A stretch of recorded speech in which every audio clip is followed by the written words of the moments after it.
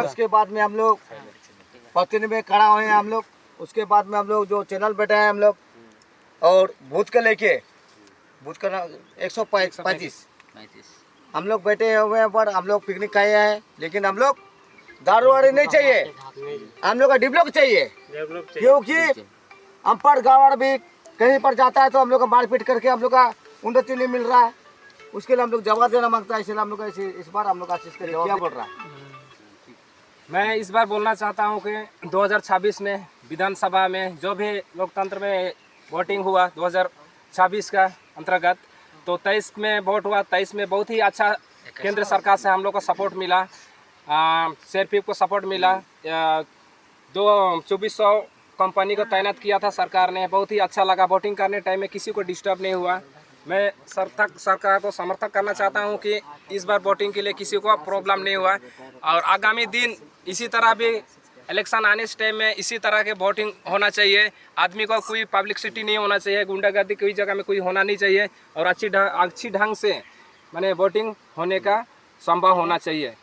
क्योंकि 23 तारीख को मैं देखा, नेक्स्ट टाइम में 23 तारीख ही मैंने न्यूज़ में दिखाया गया कि पश्चिम बंगाल में बहुत जगह में ऐसा मैंने घटना अस्त व्यवस्था के लिए हुआ गया, क्योंकि ममता सरकार यहाँ का राज्य सरकार है, और ममता सरकार के अंतर्गत में ही बहुत सारा पब्लिसिटी हुआ हर जगह में। कभी कभी वोट के लिए कभी कभी इसी टाइम में हुआ कि मतलब गुंडागर्दी हुआ, कभी कभी के लिए ईवीएम चोरी होने का संकेत मिला। उसके लिए जो सरकारी दफ्तर का पुलिस है वो लोग का भी प्रशासन का भी ठीक ढंग से मतलब वो नहीं किया, जो सपोर्ट नहीं किया।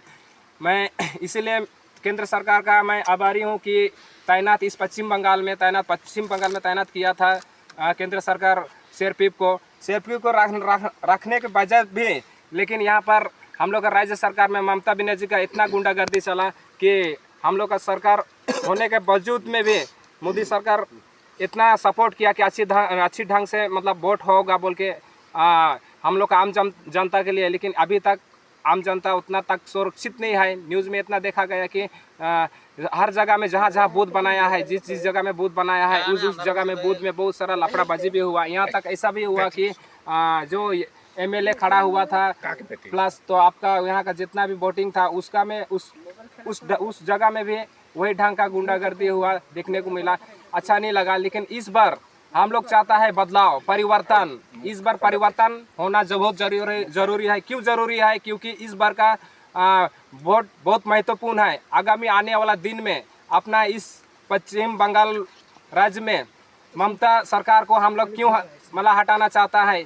इसलिए हटाना चाहता है कि आने वाला दिन में हम लोग का जितने भविष्य में जो पढ़ा लिखा युवा है वो आगे बढ़ने के लिए मतलब डेवलपमेंट में आगे बढ़ने के लिए सहयोग होगा। इसलिए मैं कहना चाहता हूँ कि आने वाला दिन में बीजेपी सरकार को लाना बहुत ज़रूरी है, और 100% बीजेपी सरकार इस बार हमारा पश्चिम बंगाल राज्य में यहाँ पर बीजेपी सरकार जरूर आएगा। ये मैं बात कहना चाहता हूँ। और जितने मेरे भाई बंधु है वो हमारे पास में है, वो लोग को मैं चाहता हूँ कैमरामैन को थोड़ा भाई बंधु को भी दिखाना चाहता है कि कोई समर्थक है नहीं है। जरूर है, बीजेपी सरकार आना चाहिए। जय श्री राम, जय श्री राम, जोर से चिल्लाओ जय श्री राम।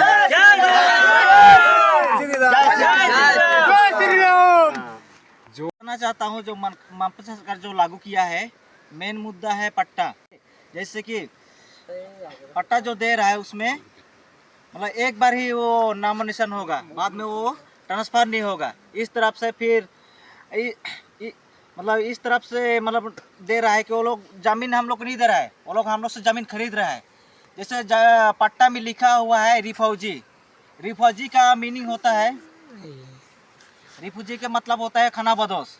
मतलब वो खाना बदोश बनाने के लिए हम लोग को पट्टा दे रहा है। फिर प्लस ये हो रहा है, रिफौजी तो हुआ है लेकिन जिसका नाम में दे रहे, मान लो मेरा पिताजी के नाम में दिया है पट्टा, बाद में वो दूसरा का नाम में ट्रांसफर नहीं होगा। मतलब ये क्या है, हम लोग को बंगाल से खरीदने का मतलब भगाने का उसका योजना है। इसलिए मैं जितना बंगाल वासियों से मैं